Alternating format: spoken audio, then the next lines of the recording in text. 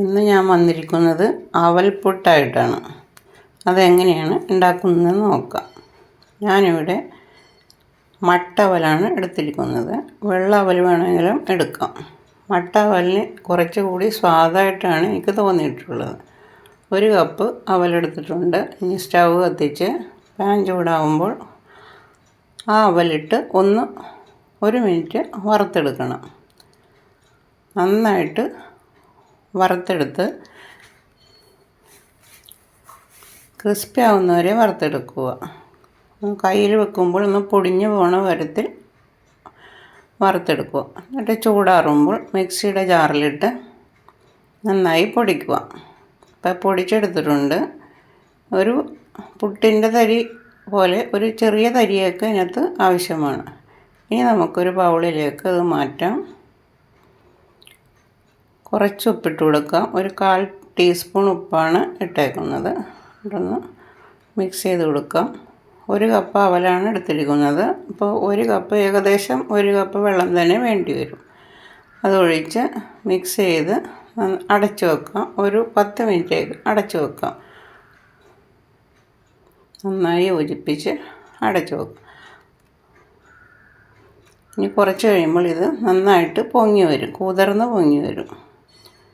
ഇത് കുതിർന്നിട്ടുണ്ട്.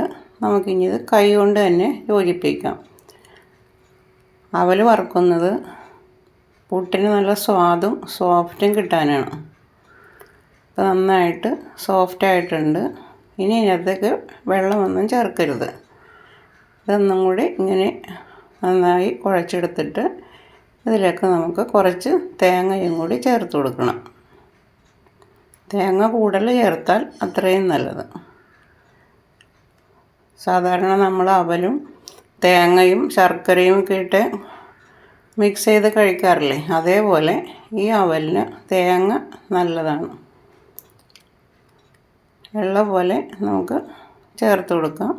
ഇപ്പം നന്നായിട്ട് യോജിച്ചിട്ടുണ്ട്. ഇനി നമുക്കത് പുട്ട് കണയിൽ ഇട്ട് കൊടുക്കാം.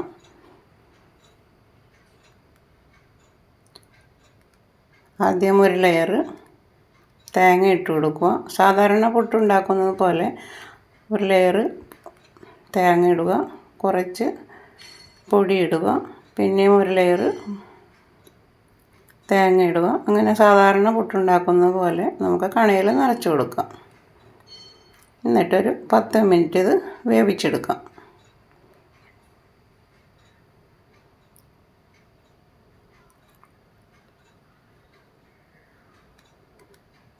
ഇപ്പം നിറച്ചെടുത്തിട്ടുണ്ട്. ഏറ്റവും മുകളിൽ നന്നായിട്ട് തേങ്ങ ഇട്ട് കൊടുക്കുക. ഒരു 2 ഗ്ലാസ് വെള്ളം വെച്ച് കുക്കറിൽ ഞാൻ തിളപ്പിക്കാൻ വെച്ചിട്ടുണ്ട്. അത് തിളച്ച് വരുമ്പോൾ നമുക്ക് അതിൽ വെച്ച് കൊടുത്ത് നന്നായിട്ട് ഒരു 10 മിനിറ്റ് ആവി കയറട്ടെ. ഇപ്പോൾ 10 മിനിറ്റ് ആയിട്ടുണ്ട്. നമുക്കെടുക്കാം. നമുക്കൊന്ന് പുട്ട് കുത്തി നോക്കാം. നല്ല ചൂടാണ്. സാവധാനം പുട്ട് കുത്തുക. പൊടിഞ്ഞു പോകാതെ ഇങ്ങനെ നന്നായിട്ട് പുട്ട് കിട്ടും. ഇപ്പോൾ സാധാരണ നമ്മൾ അരി കൊണ്ടും ഗോതമ്പ് കൊണ്ടും പുട്ടുണ്ടാക്കുന്ന പോലെ നമുക്ക് അവൽ കൊണ്ടും ഉണ്ടാക്കാം.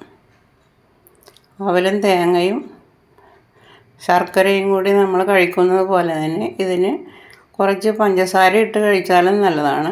ബ്രേക്ക്ഫാസ്റ്റിനാണെങ്കിൽ കടലക്കറിയും അല്ലെങ്കിൽ ഗ്രീൻ പീസ് കറിയൊക്കെ നല്ല കോമ്പിനേഷനാണ്. ഇതുപോലെ നിങ്ങളൊന്ന് ട്രൈ ചെയ്ത് നോക്കണം. ഈ റെസിപ്പി ഇഷ്ടമായാൽ നിങ്ങൾ ഷെയർ ചെയ്യണം, സബ്സ്ക്രൈബ് ചെയ്യണം, ലൈക്ക് ചെയ്യണം. ഇതേപോലെ നിങ്ങളൊന്ന് ട്രൈ ചെയ്ത് നോക്കണം. ഇപ്പോൾ ഞാനിവിടെ വൈകിട്ടാണ് പുട്ടുണ്ടാക്കിയിരിക്കുന്നത്. അതുകൊണ്ട് ഞാനിവിടെ പപ്പടം ഇട്ടാണ് കഴിക്കുന്നത്. പഞ്ചസാര ഇട്ട് കഴിച്ചാലും നല്ല സ്വാദാണ് ഇതിന്. ഒരു പഴവും കൂടി ഉണ്ടെങ്കിൽ നല്ല സ്വാദ് കിട്ടും. അപ്പോൾ അടുത്ത വീഡിയോയുമായി നാളെ കാണാം.